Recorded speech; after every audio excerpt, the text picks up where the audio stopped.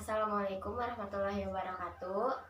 Tepangkeun wasta abdi daerahna ti kelas 10 MIPA 4. Di dieu abdi bade ngawawancara ngeunaan dampak Covid-19 ka sakola. Enggak. Pangkeun nami Ibu Udede. Naon saur Ibu Covid-19 teh?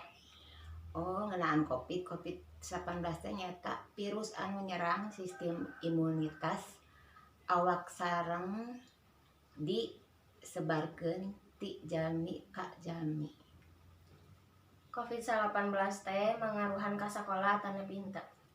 Aya pangaruhanna teh murid jadi sakola di bumi atanapi online oge kirang efektif sabab henteu langsung pendak sareng guru.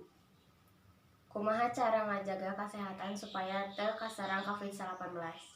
Lamun keluar jaga jarak, nganggo masker sareng minum vitamin. Meureun eta cekap, hatur nuhun kanggo waktosna. Wassalamualaikum warahmatullahi wabarakatuh.